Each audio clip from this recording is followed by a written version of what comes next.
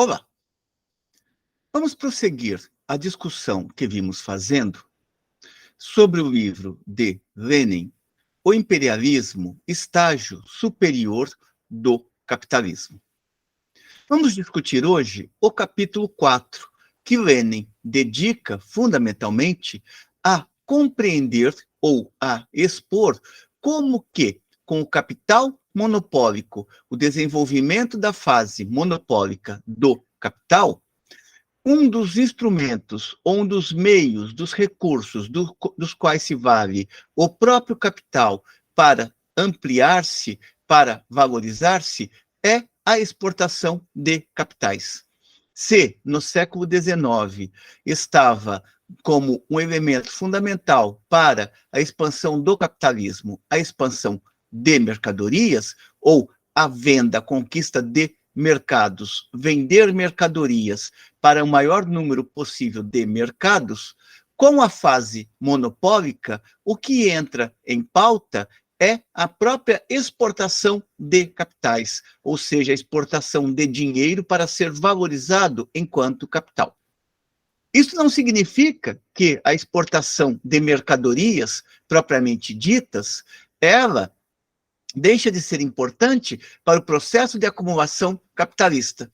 Indica apenas que, ao lado da exportação de mercadorias propriamente ditas, o capital passa a operacionalizar também com a exportação de dinheiro, ou seja, de montantes financeiros capazes de estimular indústrias em outras regiões ou mesmo implantar indústrias em outras regiões do planeta.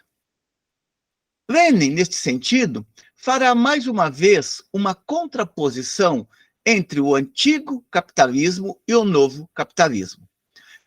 Lembremos que o antigo capitalismo ao qual ele faz referência é aquele desenvolvimento do capitalismo na sua fase concorrencial, aquela fase do capitalismo onde os monopólios ainda não haviam se constituído e não passam a ser a figura dominante no interior do modo de produção capitalista. Ao passo que o novo capitalismo é a fase monopólica. Novo, não no sentido de que ele deixou de se pautar em relações sociais de exploração.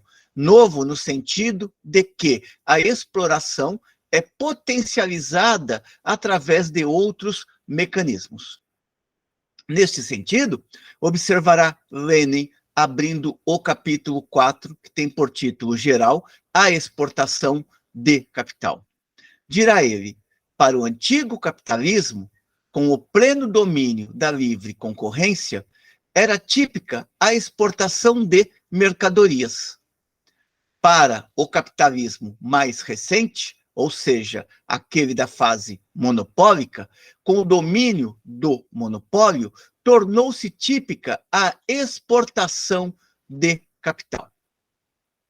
Feito isto, Lenin apresenta os traços mais gerais da sociedade capitalista, para mostrar como que o novo capitalismo não eliminou esses traços mais gerais, e sim os potencializou. Dirá ele: o capitalismo é a produção de mercadorias em um patamar superior de seu desenvolvimento, quando também a força de trabalho se transforma em mercadoria. E a força de trabalho se transforma em mercadoria, uma vez que ela tem um valor de compra e venda. O trabalhador vende a sua força de trabalho e o capitalista compra a força de trabalho. Portanto, se estabelece um preço pela força de trabalho, como se estabelece ou se fixa também um preço nas demais mercadorias. No caso da força de trabalho, este preço é determinado fundamentalmente por um salário que permita ao trabalhador reproduzir a sua força de trabalho e continuar sendo explorado pelo capital no dia seguinte. O crescimento da troca, tanto no interior de um país, como, sobretudo, no campo internacional, é uma característica distintiva do capitalismo. desigualdade e saltos no desenvolvimento das diferentes empresas, dos distintos setores da indústria, dos diferentes países, são inevitáveis sob o capitalismo. Lenin começa a apontar aqui para o fato de que o fato de um país, ou um país tornando-se, no primeiro momento, hegemônico no interior da esfera do capital, não garante que este mesmo país continuará hegemônico nas fases subsequentes. Cita como exemplo o caso da Inglaterra, que inicialmente era a potência mundial da economia capitalista, mas que foi suplantada enquanto tal com o advento da fase monopólica, cedendo lugar, inclusive, para os Estados Unidos, para não dizer também a concorrência que passa a sofrer de países como a França e a Alemanha. Dirá, neste sentido, Lenin, primeiramente, a Inglaterra se tornou, antes dos outros, em razão da Revolução Industrial Inglesa, naturalmente, antes dos outros, um país capitalista. E, em meados do século XIX, ao implantar o livre comércio, pleiteou o papel de oficina de todo o mundo, o fornecedor de artigos manufaturados para todos os países que, em troca, deveriam fornecer-lhe matérias-primas. Matérias-primas. Mas esse monopólio da Inglaterra perdeu força já no último quartel do século XIX, ou seja, a partir de 1875, pois alguns outros países, defendendo-se por meio de direitos alfandegários protecionistas, haviam se desenvolvido em estados capitalistas independentes. E isto se processou de tal modo que já no limiar do século XX, assistimos à formação de monopólios de outro tipo. Primeiro, uniões monopolistas de capitalistas em todos os países do capitalismo desenvolvido. Segundo, situação monopolista de uns poucos países riquíssimos, nos quais a acumulação de capital alcançou proporções gigantescas. Constituiu-se um enorme excedente de capital nos países avançados. Aqui é importante observar que Lenin está ressaltando o fato de que, na medida em que a economia capitalista se expande, uma parte do capital, uma parte dos lucros gerados pela própria economia capitalista corre o risco de ficarem inativos para emprego em novos empreendimentos capitalistas. O capital, ele vende as suas mercadorias internamente, a acumulação se dá em ritmo crescente, no entanto, passa a haver mais dinheiro do que aquele que é possível investir nas fronteiras da própria economia. Isto coloca a necessidade urgente para o próprio capital de exportar esse dinheiro sob a forma de capital, a fim de continuar mantendo a sua lucratividade e a fim de expandir ao próprio capital. Lembremos a passagem de Marx, na qual ele observa que o limite para o capital é o próprio capital. Portanto, na medida em que existem fronteiras que podem absorver dinheiro sob a forma de capital, esse dinheiro será remetido sob a forma de empréstimos ou investimentos, de tal modo a propiciar a própria expansão e acumulação capitalista. Deste modo, o excedente de capital dirige-se não à elevação do nível de vida das massas, pois isto significaria a diminuição dos lucros capitalistas, mas ao aumento desses lucros por meio da exportação de capital para o estrangeiro, para os países atrasados. Por outras palavras, não é porque há excesso de capital que este excesso será redistribuído em direção às massas, de tal modo a fazer com que estas massas elevem os seus patamares de existência. Pelo contrário, este capital acumulado, ele encontrará naqueles países coloniais ou naqueles territórios que ainda estavam dando os primeiros passos em direção ao capitalismo, um escoadouro necessário para o excedente. Nesses países atrasados, prosseguirá Lenin, o lucro é, em geral, elevado. O lucro que é obtido pela nação que está repassando o capital para esses territórios em desenvolvimento. Nesses países atrasados, o lucro é, em geral, elevado, pois os capitais são escassos, o preço da terra e os salários são relativamente baixos e as matérias-primas são baratas. A possibilidade de exportação de capital é criada pelo fato de uma série de países atrasados ter sido já incorporada na circulação do capitalismo mundial, terem sido asseguradas as condições elementares para o desenvolvimento da indústria, etc. Ou seja, cada vez mais países que estavam fora da órbita do capital são integrados à lógica do capital. Lembremos Marx, no Manifesto, quando observa que no local de economias, substituindo as economias regionais, locais ou nacionais, instaura-se cada vez mais um mercado mundial. E este mercado mundial só pode ser estabelecido se em outros territórios houver consumo para as mercadorias produzidas, por exemplo, na metrópole. Dentro deste desenvolvimento do capitalismo, se torna, portanto, uma necessidade estimular o desenvolvimento do mercado interno em outros territórios, seja para dar vazão ao capital excedente na metrópole, seja para criar novos espaços para consumos de mercadorias. Daí que a necessidade da exportação de capital obedece ao fato de que, em alguns países, o capitalismo amadureceu demais e o capital carece de campo para sua colocação lucrativa.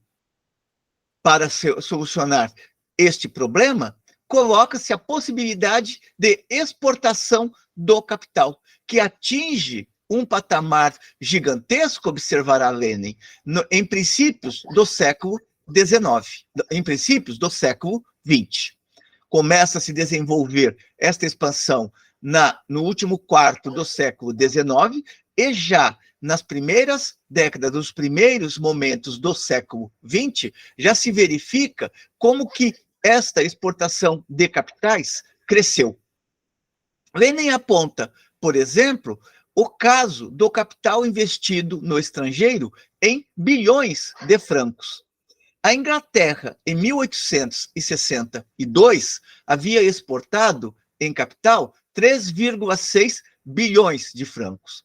Já em 1902, a exportação de capital era de 62 bilhões de francos. E às vésperas da Primeira Guerra Mundial, esta exportação atingia de 75 a 100 bilhões de francos. O mesmo caso pode ser verificado, observa Lenin, no caso da França. Em 1872, a França havia exportado 10 bilhões de francos, enquanto que em 1914 já exportava 60 bilhões de francos. O caso da Alemanha é idêntico. Os dados recolhidos por Lenin trabalham 1902 e 1914. Enquanto em 1902 a Alemanha havia exportado 12,5 bilhões de francos, em 1914 esta exportação atingiu 44 bilhões de francos. Portanto, a exportação de capital atinge um desenvolvimento gigantesco na medida em que se avançam os primeiros anos do século XX. Uma sólida base para a opressão e a exploração imperialistas da maioria das nações e dos países do mundo para o parasitismo capitalista de um punhado de estados riquíssimos abriu-se, desse modo, para o capital. A gigantesca exportação de capital se encontra também estreitamente relacionada com a expansão dos territórios coloniais, ou seja, o capital dos países capitalistas desenvolvidos encontra um escoadouro junto àqueles territórios coloniais que precisavam ser habitados, precisavam ter pelo menos uma economia mínima, e o capital do país hegemônico acaba sendo investido naqueles territórios coloniais. Para Lenin, a exportação de capital tem influência direta sobre o desenvolvimento do capitalismo nos países aos quais ela se direciona, acelerando extraordinariamente o desenvolvimento daquelas economias. Não quer dizer que aquelas economias também se tornam hegemônicas, e sim que elas se tornam cada vez mais funcionais ao próprio capital do elo forte do capitalismo, seja porque passam a consumir mercadorias vindas dos países do elo forte, seja porque consomem uma parte do excedente que foi gerado naquelas economias do elo forte do capitalismo. Para Lenin, os países que exportam capital podem quase sempre obter certas vantagens cujo caráter lança luz sobre as peculiaridades da época do capital financeiro e dos monopólios. O capital financeiro, observa ele ainda, o capital financeiro criou a época dos monopólios. E os monopólios trazem sempre consigo os princípios monopolistas, ou seja, a utilização das relações para as negociações vantajosas ocupa o lugar da concorrência no mercado aberto. É lógico que aqueles territórios que procuram receber os capitais excedentes produzidos ou gerados nas economias do polo mais forte terão que se subordinar a determinadas condições para poderem receber esses capitais.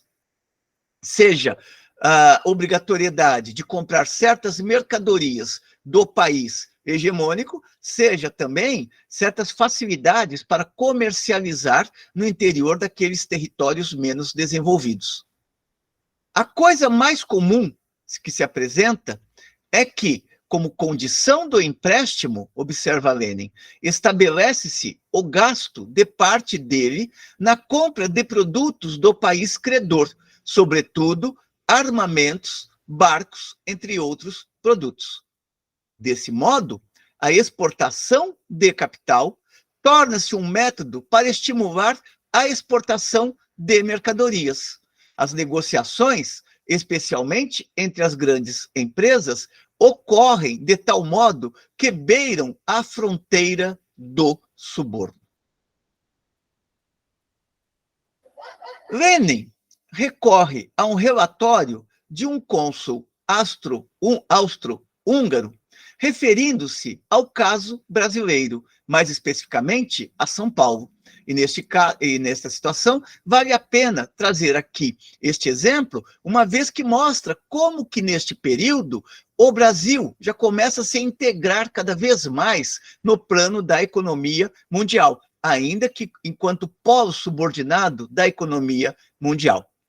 Dirá Lenin, no relatório do cônsul austro-húngaro em São Paulo, Brasil, disse, abre aspas, a construção das ferrovias brasileiras realiza-se, na sua maior parte, com capitais franceses, belgas, britânicos e alemães. Esses países, com operações financeiras relacionadas à construção de ferrovias, reservam-se as encomendas de materiais de construção ferroviária, ou seja, além de fazer o empréstimo a juros altíssimos para a economia brasileira construir as suas ferrovias, se coloca como imposição para a economia brasileira comprar a própria base das ferrovias dos países que estão exportando capitais. Dessa maneira, o capital financeiro estende as suas redes a todos os países do mundo. E, nesse aspecto, desempenham um grande papel os bancos fundados nas colônias, bem como as sucursais destes bancos. Lenin conclui este breve capítulo observando, portanto, que os países exportadores de capital dividiram o mundo entre si, no sentido figurado da palavra, uma vez que estes territórios fora o continente europeu continuam a ter uma mínima independência quando não são colônias, ou mesmo sendo colônias, ainda não são totalmente uma extensão ou integrados ao país dos quais sofre a dominação colonial. Os países exportadores de capital dividiram o mundo entre si, no sentido figurado da palavra, mas o capital financeiro também conduziu à partilha direta do mundo, uma vez que não apenas o poder de fogo das mercadorias propriamente ditas se impõe nestes territórios extra-europeus, como também o capital ele se impõe nestes territórios que estão fora da Europa. E os capitais dos países da Europa definem quais são os territórios que receberão ou não, que poderão ser, entre aspas, beneficiados por estes capitais a serem exportados ou não. Com estes elementos, Lenin encerra este quarto capítulo do livro Imperialismo, Estágio Superior do Capitalismo. Capítulo este que tem por título geral a exportação de capital. Espero que tenham gostado da discussão. Como sempre, encaminhem suas considerações positivas ou negativas, bem como sugestões para a gravação de futuros vídeos. Divulguem o nosso canal, divulguem os nossos vídeos, caso os considerem interessantes ou importantes para o processo de formação de outras individualidades. De nossa parte, continuaremos aqui resgatando estes textos clássicos, visando, sobretudo, contribuir para a formação teórica das jovens gerações de estudantes e dos jovens pesquisadores que muitas vezes fizeram toda a sua graduação sem entrar em contato com os textos mais clássicos do pensamento contemporâneo. Até uma próxima.